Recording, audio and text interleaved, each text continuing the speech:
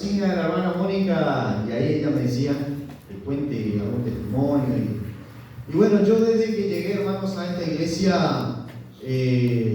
fue un poco difícil para mí, por la vida que tenía, por lo que había pasado, por lo que venía viviendo, las cosas, los problemas de la familia, mi papá, mi mamá, la mala junta también, porque desde los 12 años hacia adelante, con los problemas que había en mi casa, empecé a tener también la mala junta del barrio. En ese tiempo los pibes se juntaban ahí en la esquina, quemaban goma, unos se drogaban, otros tenían bolsita de epoxirrán, estaban los que tomaban la cerveza, venía la policía, era piedra que volaba, piedra que camioneta salía toda rota. En ese andar ahí estábamos un poquitito con los amigos que nos criamos juntos en la primaria, porque éramos todos chicos del barrio y nos conocíamos uno a otro. Y ahí en ese periodo de tiempo fue que conocí al hermano Millán. Mi corazón estaba ya contaminado, mi mente ya estaba contaminada, había hecho cosas que no tenía que haber hecho, ya me iba por el mal camino. Pero gracias a Dios que llegó a tiempo a mi vida. Yo creo que eso es importante porque me iba por mal camino. Fíjense que yo desde que vengo a este lugar, comencé a mis 15 años, creo que a los 15 años, sí, no sé si era 2006 o 2007, por ahí, creo que fue la primera cabaña que guardé en el Dorrondo con el hermano Millán, y nos fue el primer campamento que hice en mi vida, porque nunca había hecho un campamento, fue allá por el Bonito. Ahí estaba Jair Aguirre, que colaboraba con nosotros, estaba Gustavo Chávez, hermana Susana, había muchos pibes más, también hay muchos muchachos que fueron en ese campamento, y ahí el hermano Julio me dijo: te va a tocar predicar. Y yo me sentía mal porque en ese periodo de tiempo mi cabeza dictaba de que yo estaba alejado de Dios. Era el hijo pródigo en ese momento porque era evangélico, iba a la iglesia pentecostal. Yo decía: ¿y ahora cómo voy a hablar la palabra si yo ya no? Era lo que pensaba en ese momento, ¿no? Mi mente ahí, jovencito era. Y ese día me acuerdo que prediqué sobre saqueo en ese campamento y hablé a mi forma, ¿no? Pentecostal, que era otra la forma de predicar en ese momento. Hablé la historia de Saqueo que está en el libro de Lucas y conté un poquitito sobre la vida de Saqueo y sin darme cuenta en ese momento, quizás no tomaba conciencia, pero era la salvación que en realidad ya estaba llegando a mi vida, ¿no? Yo creo que esa salvación llegó en la vida de cada uno de nosotros, hermanos, y bueno, comencé aquí a los 15 años o 14, no lo recuerdo bien, con dificultades, había ideas en mi cabeza, muchas cosas que me costaron dejar. Mis 16, 17, 18 años fueron tremendos, porque me enteraba de cosas que tenía que quitar de mi vida y era mucho el esfuerzo que tenía que hacer. Y encima tenía a mi padre que todo el tiempo me latigaba porque decía que yo comencé a practicar doctrina de demonio y una secta y no sé qué otras cosas más. Y yo decía: pero no puede ser, si leía la Biblia lo que los hermanos me explicaban. Y entre esos inciertos y errores, aciertos que cometí en mi vida también, fui creciendo cada día en este camino que el Señor nos ha llamado, porque yo creo que el Señor me llamó a mí, hermanos. Fíjense que ayer hablamos de los talentos y yo sé que a veces por ahí se me felicita porque el hermano que escribe, que canta, que está en el coro, qué sé yo, que no digo que está mal, pero eso yo no lo aprendí porque si nomás se requirió mucho esfuerzo. Yo me iba todos los domingos a las 4 de la mañana, estaba en la iglesia, en un sótano allá, clamando a Dios de rodillas para que me enseñe a tocar la guitarra.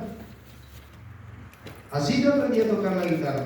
Y cuando aprendí a tocar la guitarra, porque encima yo le tuve que pedir al Señor que me dé la guitarra si yo no tenía la guitarra. Mi papá no me podía comprar una guitarra. Éramos pobres supuestamente.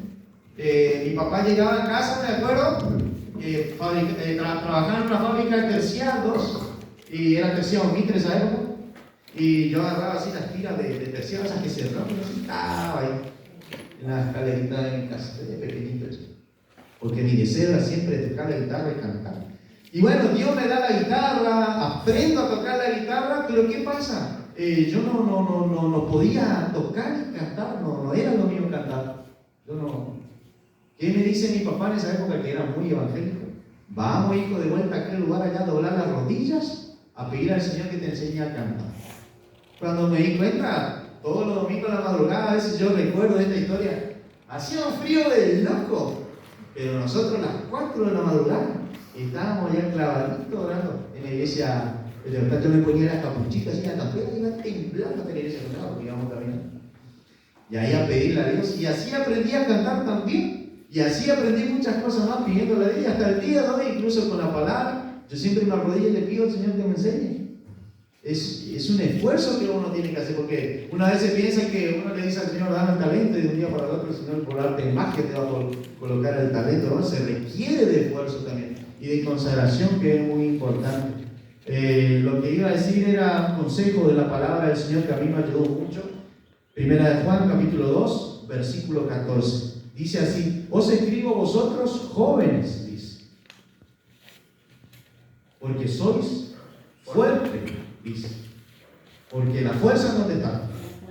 En la juventud. Si yo no aprovechaba mi juventud, hoy quizás yo no iba a hacer lo que soy. Hoy tengo 33 años, pero para saber lo que sé que yo tuve que hacer, tuve que esforzarme. Para aprender a tocar la guitarra, tuve que esforzarme. Para aprender a cantar, tuve que esforzarme. Dediqué tiempo. No es que yo venga por arte de magia, todo es tiempo que yo dedico para el Señor. Y ese tiempo que tenemos que dedicar cada uno de nosotros. Si queremos predicar bien de la palabra, ¿qué tenemos que hacer? Dedicar tiempo. El hermano Manuel decía, buscar primeramente, pero eso no tiene que ser una teoría, hermano. Tiene que ser una realidad. Y eso hay que inculcar a nuestros hijos de verdad, porque suena lindo, pero hay que inculcarlo de verdad. Yo le decía a uno de los jóvenes, yo no puedo salir allá afuera a predicar que Jesús cambia vida cuando ni siquiera cambié la mía. Porque ¿qué poder tiene ese mensaje que yo doy? Tiene que tener poder, pero eso tiene poder cuando se cumplió en mi vida. ¿Sí? Yo no le puedo decir a alguien, entregate al Señor y yo no me entregué todavía, por ejemplo. Entonces hay tiempo que uno tiene que dedicar, y decía aquí el texto, os escribo a vosotros jóvenes, porque soy fuerte, y la palabra de Cristo permanece en vosotros y habéis vencido al maligno. Es la única forma. Cuando yo entendí eso, hermano, que el hermano Millán y mi suegra, por ahí todo el tiempo tan en la cabeza, me daban, pero era algo bueno que hacía, porque gracias a la palabra del Señor que comenzó a morar en mi vida, hoy yo estoy acá. Yo siempre me tomaba ese ejemplo, que lo vi en una película muchas veces, que se cumplió en mí. Ese hombre que uno ve en la película que entra en una cueva oscura y entra con una antorcha y va alumbrando, y de repente baja así por la pared algún insecto, algún alacrán, se ve alguna telaraña, algo. Así era mi vida. Cuando se comenzó a alumbrar la palabra de Dios en mi corazón, comenzó a detectar todas las cosas malas que había ahí.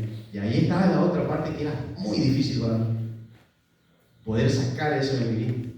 ¿Sí? Yo recuerdo que a un hermano por ahí decían que yo era retobado. ¿Sí? Siempre me decían eso, y cuando había una época que aparecía con un peinadito así, no sé cómo era. Algo así.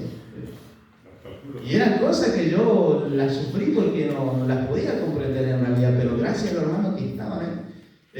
Un día el hermano Julio dijo, el jueves va a haber culto a las 8, no me acuerdo de la hora. Usted tiene que hablar la palabra y te va a tocar hablar los frutos la parábola del sembrador. Hasta el dibujito teníamos que hacer. Así nos enseñaban los y yo era jovencito, y hacíamos con los chicos ahí, las jovencitas hacían las cartelitas, todo así como hace la hermana Mónica ahora, y explicábamos, con el Gustavo Bento también estaba esa época. Y altos temas dábamos Gustavo Bento, los frutos del Espíritu y todas esas cosas.